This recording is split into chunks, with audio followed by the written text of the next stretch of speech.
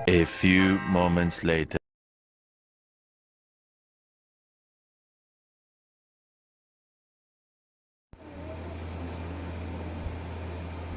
जय हिंद गाइस, मैं गजेंद्र कुमार गोस्वामी आपके ही चैनल यूनिक ब्रेन स्टडी पर आपका हार्दिक अभिनंदन करता हूं। जैसा कि मैं चल रहा हूं जीके के क्वेश्चनों के ऊपर, तो आज दूसरा दिन है जीके का। इसमें हम क्वेश्चन लेते हैं जो कि हर कॉम्पिटिटिव एग्जामिनेशन में आने वाले हैं।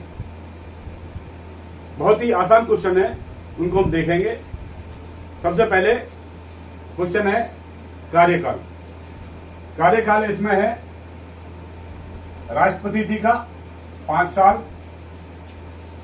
उपराष्ट्रपति जी का 5 साल, राज्यसभा अध्यक्ष, राज्यसभा के जो मेंबर्स होते हैं उनका 6 साल, लोकसभा के मेंबर्स का होता है 5 साल, माननीय प्रधानमंत्री जी का होता है 5 साल। उसके बाद देखते हैं हम question number 2, Kalahari desert. Kalahari desert कहां पर है, यानी रेगिस्तान है, कलहरी रेगिस्तान, जो कि 9 लाख स्क्वायर किलोमीटर का है, यानी इतना लंबा चौड़ा है। और वो कहां पर है? साउथ अफ्रीका में, साउथ अफ्रीका के अंदर है। ये कितना है? 9 लाख स्क्वायर किलोमीटर। इसके बाद देखते हैं सार्क। सार्क आपने सुना होगा, सार्क सम्मेलन। ये 8 देशों का सार्क सम्मेलन होता है। इसमें 8 देशों के जो रिप्रेजेंटेटिव हैं वो भाग लेते हैं। इसका फुल फॉर्म है सार्क का, south Asian association for regional cooperation. इसमें 8 देश कौन कौन से हैं? भारत, नेपाल, पाक, भूटान, बांग्लादेश, श्रीलंका, मालदीव एंड अफगानिस्तान। ये 8 देश इसमें भाग लेते हैं। नेक्स्ट है भारतीय राष्ट्रीय संग्रहालय, यानी एक म्यूजियम है, इंडियन म्यूजियम है, और वो कहां पर है? नई दिल्ली में। हमारे देश पर ईस्ट इंडिया कंपनी ने 200 साल तक राज किया। तो ईस्ट इंडिया कंपनी की स्थापना कब हुई थी? ये स्थापना हुई थी 31 दिसंबर 1600 को। ये हुई थी जहांगीर के टाइम पर। जहांगीर ने ईस्ट इंडिया कंपनी को परमिशन दी थी और कलकत्ता में इन्होंने अपना ऑफिस बनाया था और सूरत से इसका शुरुआत किया था। नेक्स्ट है कंप्यूटर इन्वेंटेड। कंप्यूटर किसने इन्वेंट किया? किसने कंप्यूटर का इन्वेंशन किया? कंप्यूटर का इन्वेंशन 1822 में हुआ और इसको करने वाले कौन थे? Charles Babbage. One people one nation one leader, ये किसने बोला था? ये बोला था एडोल्फ हिटलर ने। प्रथम अंतर्राष्ट्रीय न्यायालय के अध्यक्ष जो भारतीय हैं वो कौन है? दलवीर सिंह भंडारी। और ये कब हुए थे? 27 अप्रैल 2017 से लेकर 2022 तक। भारतीय सबसे बड़ी बहुउद्देशीय नदी घाटी परियोजना, ये कौन सी है? भाखड़ा नागल परियोजना। सांची स्तूप। सांची स्तूप कहां पर है? ये एमपी के रायपुर में। ये 3वीं शताब्दी में बना था, 3वीं सदी ईसा पूर्व बना था। और ये किसने बनाया था? सम्राट अशोक ने। और इसका जीर्णोद्धार किया था अग्निमित्र शुंग ने। इसे हम कंकनेवा या ककान्या भी बोलते थे। नेक्स्ट है question number 11, each one teach one. यानी इसका मतलब क्या है? हर एक दूसरे को सिखाएं, हर एक दूसरे सिखाएं। यदि आपको आता है तो दूसरे को सिखाएं, वो दूसरे को आता है तो वो तीसरे को सिखाएं, यानी हर एक को शिक्षित करें। नेक्स्ट है क्वेश्चन नंबर 12, शिमला समझौता। ये शिमला समझौता कई बार हो चुका है। पहला समझौता ये 14 जून 1945 को हुआ था, लॉर्ड बर्बल के अध्यक्षता में। इन्होंने समझौता किया था कि देश को, भारतवर्ष को किस तरह से आजाद कराना है और क्या क्या करना है। उसके ऊपर मुस्लिम लीग ने ऐतराज उठाया था, इस वजह से वो समझौता सक्सेस नहीं हो पाया। नेक्स्ट समझौता 1971 में इंदिरा गांधी और जुल्फिकार अली भुट्टो ने ये किया था, जब पाकिस्तान 1971 बार को हार गया था, तो इसके ऊपर समझौता हुआ था। इस समझौते के अंदर किस देश ने क्या जीता है वो उसको वापस करना है, जो उसके कैदी हैं उनको सुरक्षित अपने उनके देश में भेजना है। इसमें काफी शर्तें रखी गई थी, इसका एक अलग ही चैप्टर होगा। नेक्स्ट, सौर मंडल का सबसे छोटा ग्रह। आप इसका स्क्रीनशॉट ले लें, क्योंकि मुझे कुछ मिटाना पड़ेगा, कुछ लिखना है तो मिटाना पड़ेगा, इसलिए आप पहले स्क्रीनशॉट ले लें। तो देखते हैं क्वेश्चन नंबर 13, सौर मंडल का सबसे छोटा ग्रह कौन सा है? मरकरी, जिसको हम कहते हैं हिंदी में बुध। सबसे बड़ा ग्रह कौन सा है? जुपिटर, जिसको कहते हैं हम बृहस्पति। इसके बाद हम देखते हैं क्वेश्चन नंबर 14, महात्मा गौतम बुद्ध का जन्म। ये कपिल वस्तु के रहने वाले थे और इनका जन्म 563 ईसा पूर्व लुम्बिनी के वनों में हुआ था। लुम्बिनी वन, यानी इनकी माता जी अपने नहर जा रही थी और रास्ते में इनका जन्म हुआ। ये जगह कहां पर है? नेपाल में है। इनका नाम, गौतम बुद्ध का नाम क्या था? सिद्धार्थ।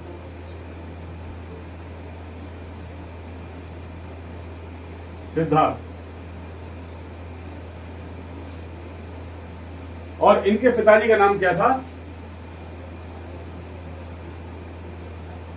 सिद्धोहन। माता का नाम था महारानी महामाया।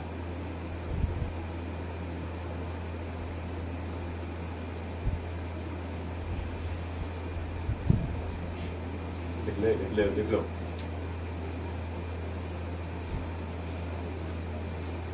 तो मैं इसको आपने नोट कर लिया हो तो मैं इसको मिटाता हूं ऊपर वाले को। नेक्स्ट हम देखेंगे क्वेश्चन नंबर 14 नंबर क्वेश्चन। कैमरे में नहीं आ पा रहा है, उसको मैं यहां पे लिखता हूं।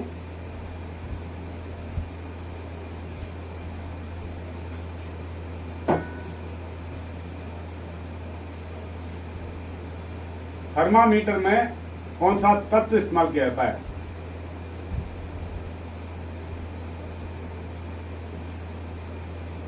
कौन सा एलिमेंट इस्तेमाल किया जाता है? उसको हम कहते हैं मरकरी।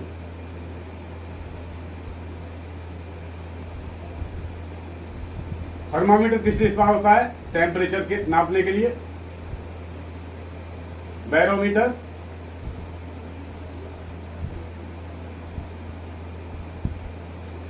प्रेशर नापने के लिए।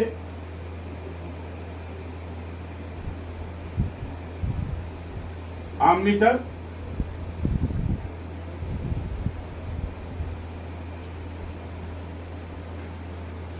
करंट नापने के लिए। वोल्ट मीटर,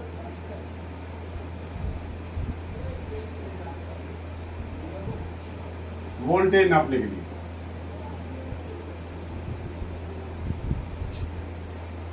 वोल्टेज नापने के लिए।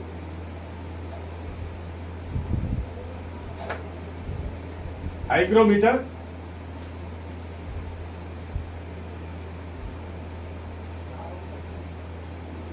आर्द्रता नापने के लिए। हाइड्रोमीटर,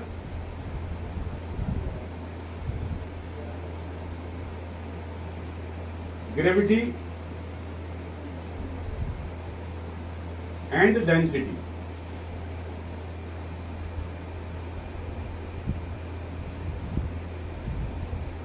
को मेजर करने के लिए इस्तेमाल किया जाता है।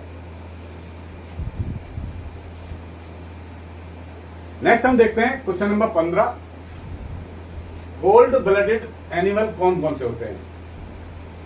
कोल्ड ब्लडेड एनिमल जो ठंड में रह सकते हैं, उसमें रेप्टाइल्स, जो कि रेप्टाइल का मतलब होता है रेंगने वाले, जैसे क्रोकोडाइल है, छिपकली है। इस तरह से जो कैटेगरी है, ये प्रजाति है, उसको क्या कहते हैं हम? रेप्टाइल। दूसरा फिश, इंसेक्ट्स, जो कीड़े मकोड़े होते हैं। उसके बाद वार्म, जो आपके अंदर बच्चों के पेट में घुस जाते हैं, उसको बोलते हैं जैसे tape warm, ring warm, round worm. इस तरह से ये वार्म वगैरह होते हैं। नेक्स्ट है क्वेश्चन नंबर 16, सूर्य ग्रहण। सूर्य ग्रहण कैसे पड़ता है, क्यों पड़ता है? सूर्य ग्रहण आपको दिखाई देता है तो क्यों दिखाई देता है, इसको हम देखते हैं। इसमें देखिए, ये आपकी पृथ्वी है, ये चांद है, और ये है सूर्य, सन। ये है मून, और यह है पृथ्वी, अर्थ।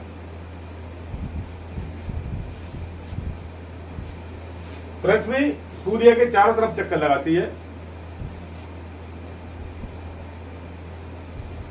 ये 365 दिन में सूर्य का एक चक्कर पूरा करती है, जिसकी वजह से क्लाइमेट का चेंजिंग होता है।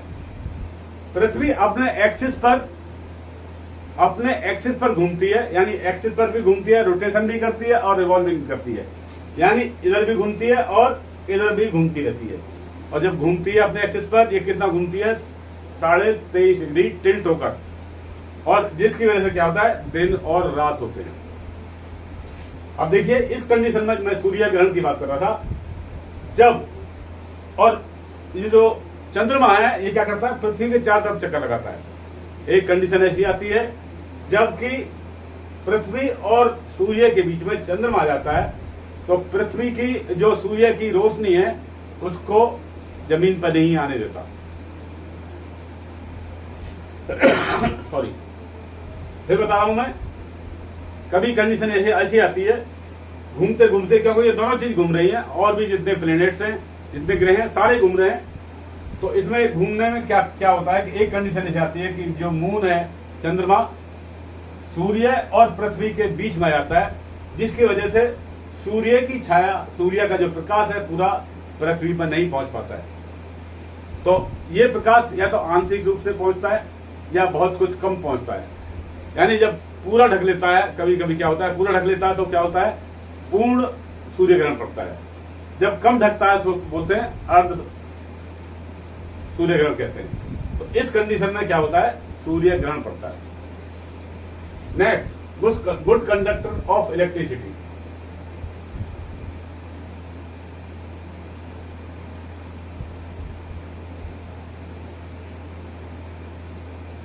इलेक्ट्रिसिटी का गुड कंडक्टर क्या है?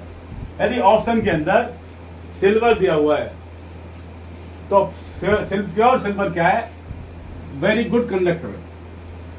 यदि सिल्वर नहीं दिया हुआ है, आपका ऑप्शन में कॉपर दिया हुआ है, तो आप कॉपर को टिक करेंगे। यानी सेकंड वन क्या है? ये कॉपर।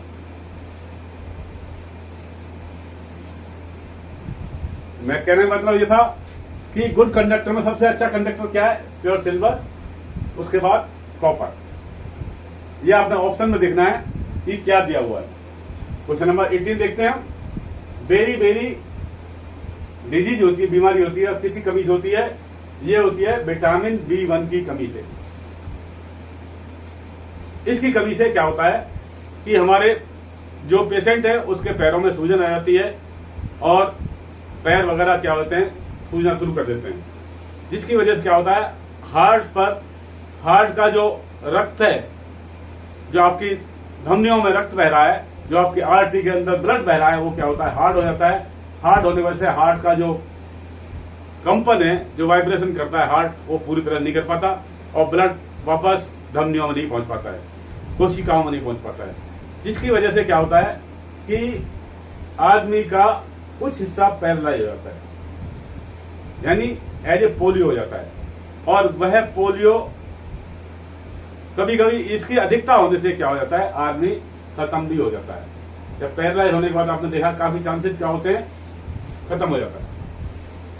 नेक्स्ट देखते हैं एटीपी। इसका फुल फॉर्म है एडेनोसाइन ट्राइफॉस्फेट। ये एक हमारे कोशिकाओं को मिलने वाली ऊर्जा है। एटीपी कितनी मिल रही है उसको हम कहते हैं एटीपी कितना है, 32 है। तो इसका मतलब भरपूर हमारे शरीर को ऊर्जा मिल रही है, यानी पूर्ण कैलोरी हमको मिल रही है। नेक्स्ट है question number 20, ice melting point, यानी बर्फ कितने डिग्री पर गलती है। बर्फ है वो कब गलना शुरू होती है, यानी कब गलती है वो 0 डिग्री सेल्सियस पर, 0 डिग्री सेल्सियस पर। या इसको हम कहते हैं दूसरी यूनिट क्या है इसकी, फ़ारेनहाइट। कितना डिग्री पर, 32 डिग्री फ़ारेनहाइट पर।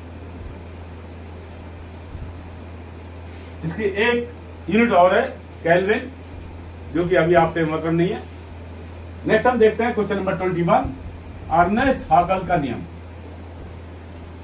अर्नेस्ट हाकल ने एक नियम बनाया था केमिस्ट्री में, वो था वे चक्रीय यौगिक जिनकी पाई इलेक्ट्रॉन की संख्या क्या होती है, 4n+2 के समान हो।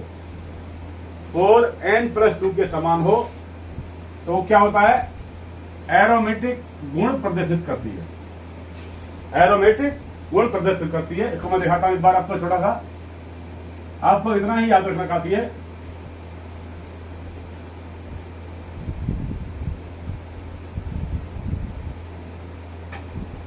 ये कोई एलिमेंट है,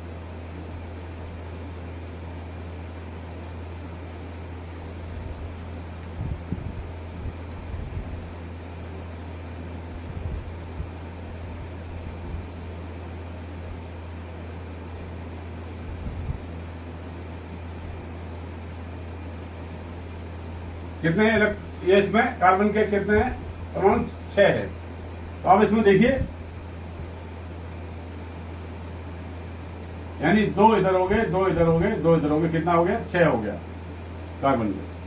अभी इसमें बनाया 4n+2। इसमें देखें, यदि n को मैं 1 मान लूं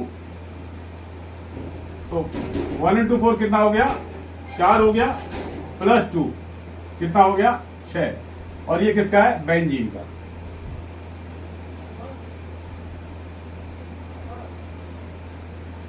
ऐसे एलिमेंट को हम क्या कहते हैं, इनके अंदर क्या होता है, एरोमेटिक ये गुण प्रदर्शित करते हैं। नेक्स्ट है question number 22, formula of ammonium chloride. Ammonium chloride का क्या फॉर्मूला है, क्या फॉर्मूला है, NH4Cl। Next question number 23, in nucleus are, यानी न्यूक्लियस के अंदर क्या क्या होता है। जैसे आप देखते हैं किसी भी परमाणु के अंदर, किसी भी क्या होता है, एक बीच में यहां पर न्यूक्लियस होता है और इस न्यूक्लियस के चारों तरफ क्या करते हैं, इलेक्ट्रॉन घूमते हैं, अपने ऑर्बिट में घूमते रहते हैं। यानी इसमें 2 इलेक्ट्रॉन्स हैं और इसके अंदर 2, 3, 4, 5, 6, 1, 2, 3, 4, 5, 6, और इनको क्या बोलते हैं हम, इलेक्ट्रॉन। ये कहां होता है, न्यूक्लियस से बाहर। ये है न्यूक्लियस, और इस न्यूक्लियस में क्या होते हैं, इसमें होते हैं प्रोटॉन, जिन पर पॉजिटिव चार्ज होता है, प्रोटॉन। और यानी P और N। इसके बाद क्या होता है इसमें, न्यूट्रॉन।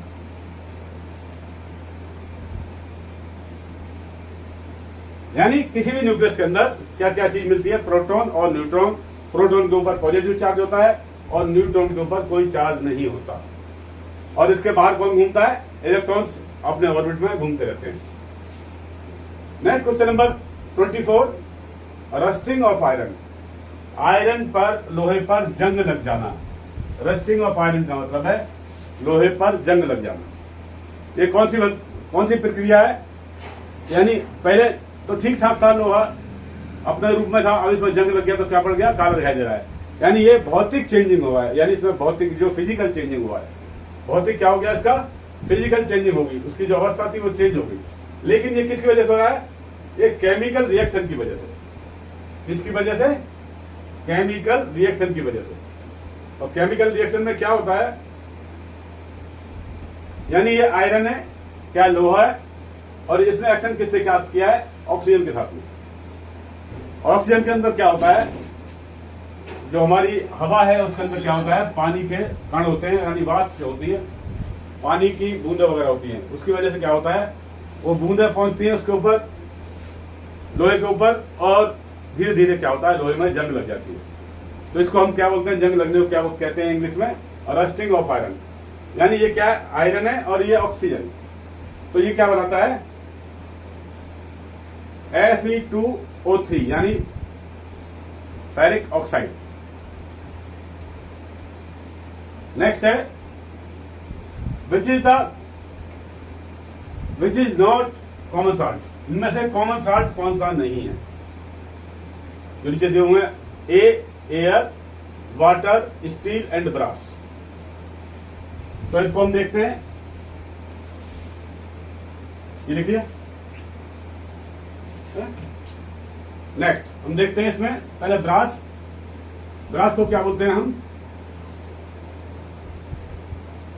पीतल। और ये किस किस से बना होता है?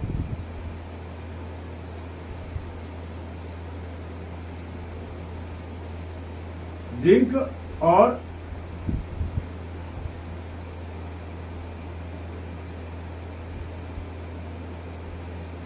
तांबा को मिलाकर क्या बनता है? ब्रास बनता है। यानी Zn और Cu को मिलाकर क्या बनता है?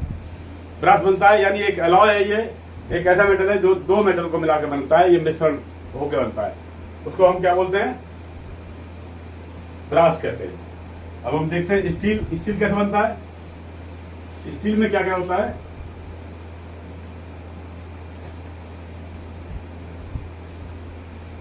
आयरन। आयरन को क्या बोलते हैं? Fe। और कार्बन।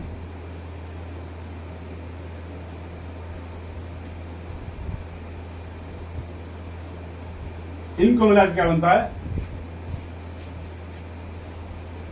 स्टील बनता है। तो इसका मतलब ये एक मिश्रण है, ये एक मिश्रण है। इसका मतलब ये कॉमन सॉल्ट नहीं है। इसके बाद हम देखते हैं एयर। हवा के अंदर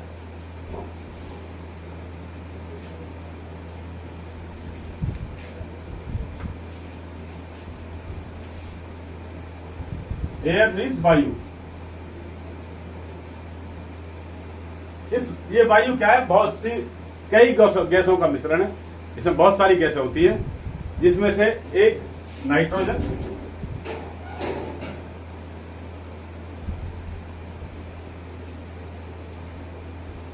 %78।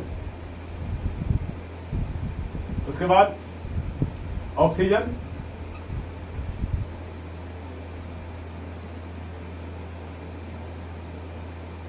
%21।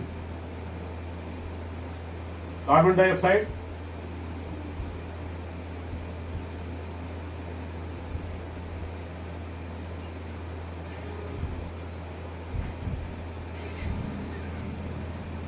%0.03%। बाकी इसके अंदर ऑर्गन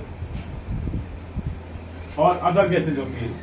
इसके अलावा डस्ट पार्टिकल्स और वाष्प होती है।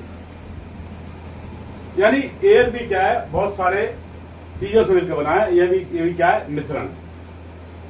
यानी ये तीनों चीज क्या है, कॉमन सॉल्ट नहीं है। नेक्स्ट है प्रकाश का वेग। प्रकाश का वेग किसने ज्ञात किया था? प्रकाश की गति यानी लाइट की स्पीड किसने ज्ञात की थी?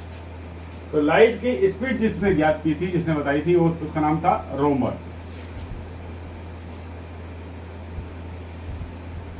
लाइट की स्पीड देखते हैं हम। लाइट की स्पीड क्या है? प्रकाश की गति, जिसको बोलते हैं हम light, speed of light.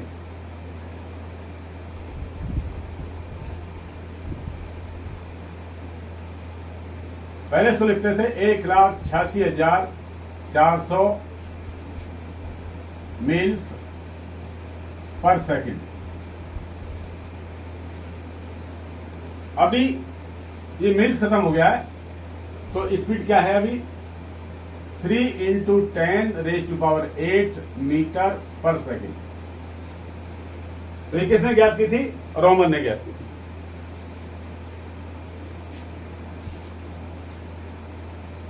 Next question, Gandhi ji का जन्म कब हुआ था? गांधी जी का जन्म हुआ था 2 अक्टूबर 1869 को, यानी 1869 को। और कहां हुआ था? पोरबंदर, गुजरात में।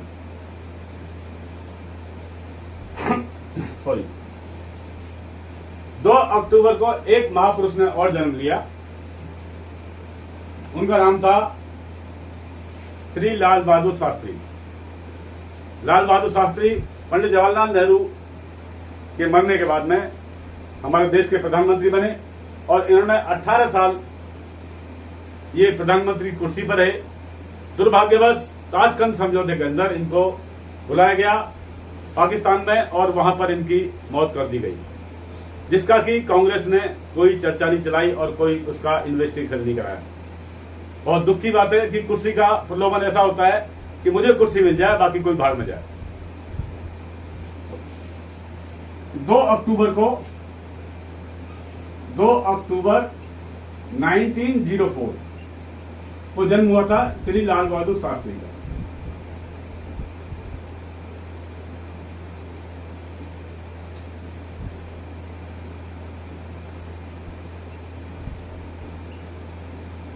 और कहां हुआ था ये? मुगल सराय।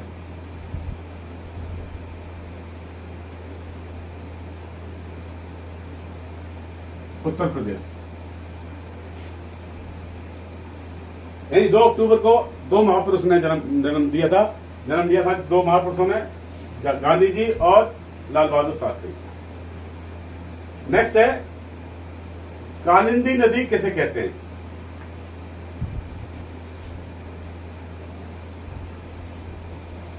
इन क्वेश्चनों को मैं ऊपर लेता हूं, हो सकता है बोर्ड पर नहीं कहने में नहीं आ रहा हो।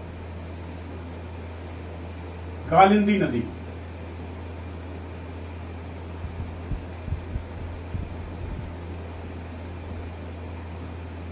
ये नदी कालिंदी पर्वत से निकलती है उत्तराखंड के, और इस नदी को हम कहते हैं, इसका नाम क्या है? यमुना।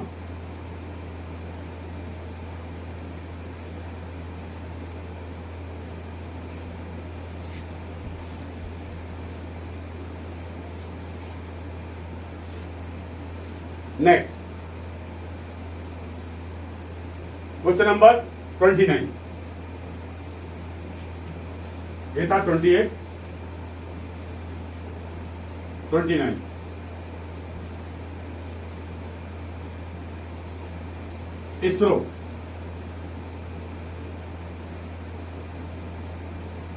इसरो का है एक हमारा ISRO,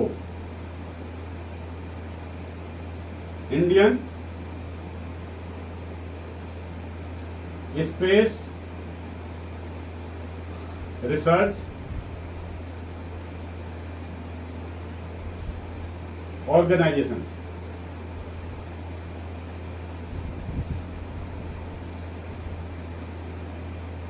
एक संस्था है, इसकी स्थापना हुई थी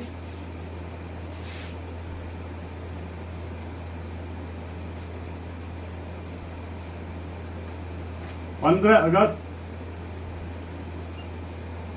1969 को इसकी स्थापना हुई थी।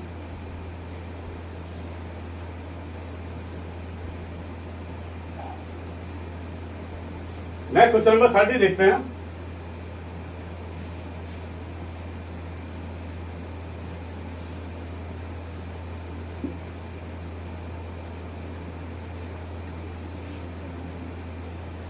क्वेश्चन नंबर 30,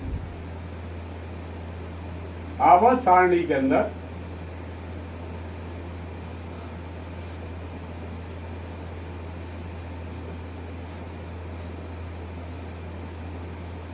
पहला तत्व क्या है? यानी पीरियोडिक टेबल के अंदर पहला एलिमेंट क्या है? वो है हाइड्रोजन।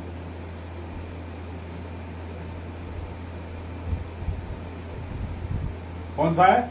हाइड्रोजन।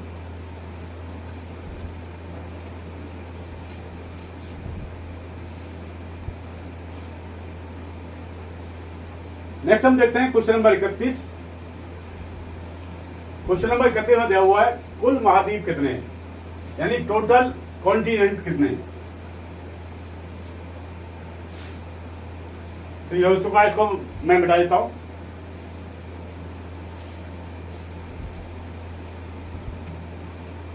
यानी टोटल महाद्वीप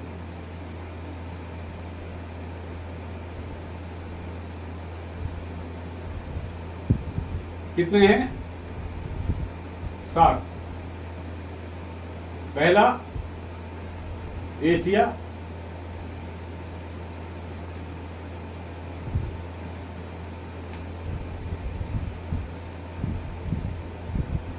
यूरोप, अफ्रीका,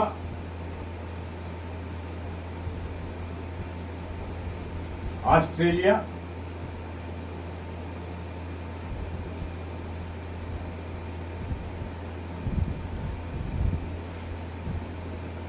उत्तरी अमेरिका,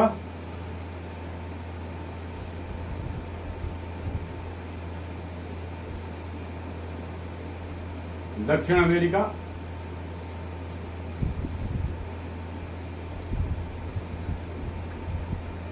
और अंटार्कटिका।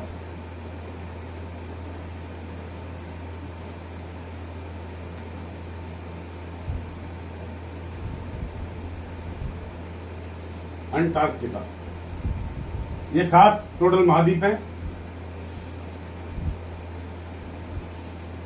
नेक्स्ट क्वेश्चन है question number 32। 1 HP equal to कितना होता है? 1 HP का मतलब है horse power.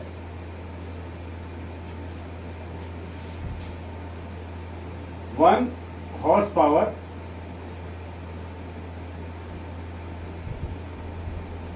Equal to 746 watt, sorry 746 kilowatt.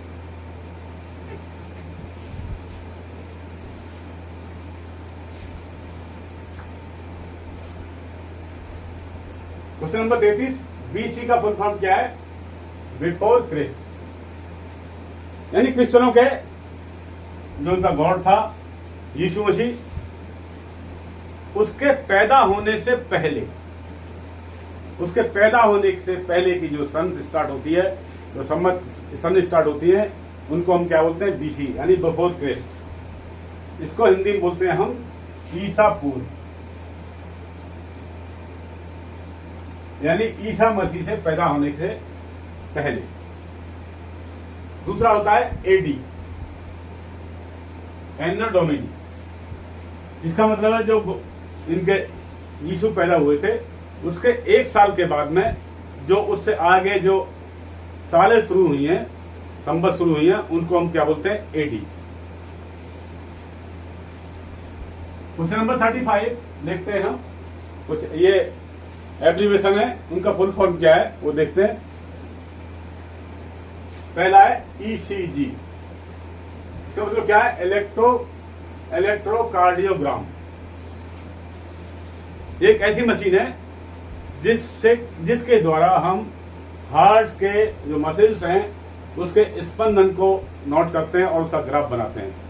जिसका कि क्या कहते हैं हम कार्डियोग्राफ बनाते हैं, उस मशीन को क्या कहते हैं हम ईसीजी, उस प्रोसेस क्या कहते हैं हम ईसीजी हमने कराया।